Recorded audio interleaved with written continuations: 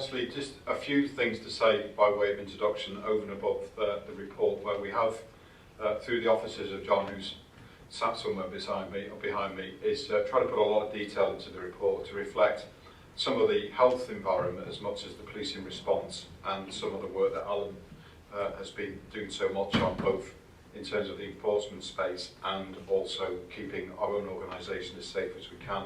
I'll touch on designated others in a moment. I think just by beginning in terms of reflecting your own introductions, firstly, thank you to the board for that continuing support in terms of helping us reshape the top team. It's only just one element of the ambition we've got in terms of making us more progressive as an organisation. And of course it is timely, as you did, Chair, to mark the notable passing of now the 19th birthday, as it were, of the police service here. But we do continue to want to build on the efforts and hard-won gains, frankly, of our predecessors to make the organisation more visible, accessible and responsive, because I know that's important to everybody. Clearly as well, it's timely to note the work of Scanwise, and also thank you for singling out Simon, who was actually recognised recently in the Queen's Honours for his work, notably in that space that seemed just recognition, and I know it's something that he takes very much to heart. In terms of wider themes, just diverting a bit from the report at the moment, but trying to capture those other things in the margins that I know will often attract interest. A few bits just to mention before we take questions. Firstly, last weekend saw some media commentary in relation to decisions around the new operational uniform, and I think it's worth stating that the main thrust of this is to make sure that, from my point of view as the employer, that the people we ask to do frontline work have decent and fit for work and modern practical workwear, and that's the underpinning sort of notion around this. It's not just change for change's sake. The pilot has started. The feedback from frontline colleagues is really positive, but clearly ultimately any major decisions around cost and utility will be something we need to both assess ourselves and then come back to here. You did touch upon yourself, Chair, and thank you. It's been a busy week. In terms of a few sort of other competing pressures alongside the board, yesterday I was able to join Steve Rodhouse and a colleague from HMRC to give our perspective to the Northern Ireland Affairs Committee.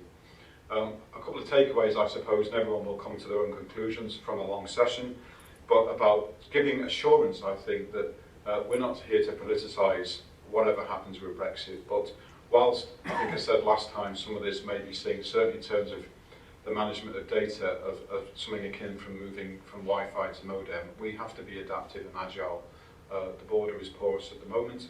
Things aren't perfect, but we need to work closely either with the UK government or bilaterally with other countries in the next few weeks if there are serious pressures around what Brexit means for the safety of this country. It was a good opportunity, actually. You signalled about future plans, but to mention the idea of the crime campus, which may have some questions later, but effectively it's to use experience from elsewhere to build our own sort of multi-agency crime fighting centre as part of the headquarters renewal programme, if we're able to get support for that over the years ahead.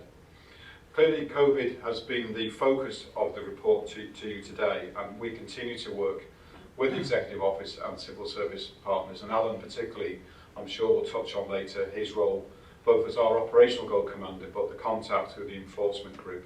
And I think frankly, using that opportunity to touch on the designated others question, that's an approach that we welcome.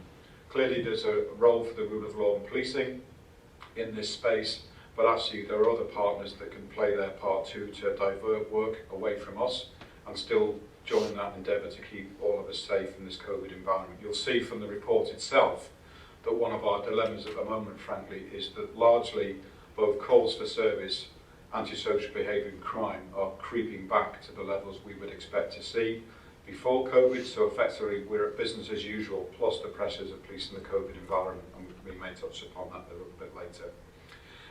I think it's also worthy of mention about Operation Resilience. We track that closely. The figures are something we released through Alan actually as part of the weekly sort of commentary on enforcement and resilience. So I think part of it is to assure yourself that we maintain operational resilience. There's the need for flexibility sometimes in different parts of the country, either through the effects of the virus itself or contact trace, but it's something that Alan and the team monitor on a daily basis to make sure we continue to provide service to the public, but we can probably touch upon that later. There has been some commentary as well this week about the printing of fixed penalty notices to support new regulations, and we can give more detail on that later, but suffice to say it's actually quite a complex process that involves system change both to us, the courts and the Public Prosecution Service, as well as physically printing the new booklet, so there is a reason for that. I think drawing away from COVID, a couple of quick points actually. Firstly, you'll see on our social media platform some information going out alongside the board today to say just what we've achieved this month in the fight against serious and organised crime, and some impressive seizures around both the recovery of cannabis and cocaine, multi-million pounds of both seized off our streets as a result of developing our own intelligence, and particularly the ongoing support with the National Crime Agency. Maybe a theme we'll come back to next month when the Director joins us. Finally, just before I do stop for questions, I'll mention two particular items of interest, just because I know it is a matter of public interest at the moment. Firstly, our investigations in relation to the alleged breaches of the COVID regulations that were pursuant to the Bobby Storer funeral in the summer continue. Mark Webster is still actively leading that investigation on our behalf, and as soon as we have a clear conclusion, we will be able to update the board further, but I can't really say much more meaningful than that at the moment. Similarly, I think it's important to stress there's been a lot of interest in the last few days about the alleged crime that may go alongside the payment of COVID grants. And that again has attracted a lot of interest. I think it's a matter of fact that a political representative did personally report this matter to me last Friday. We assessed what was said there, and as would be the course in terms of our crime recording rules, recorded a crime. But we have not yet begun an investigation, because effectively we're waiting a determination from the Department of Economy, who are factually the complainant, as to whether they see that the standards has been met, that there has been criminal behaviour as opposed to any other form of issue. So again, as soon as we have clarity on that point from them, even if it's out with the timetable of the board, I can let you know, Chair. But I think that's enough for now, because it's about using the time for questions.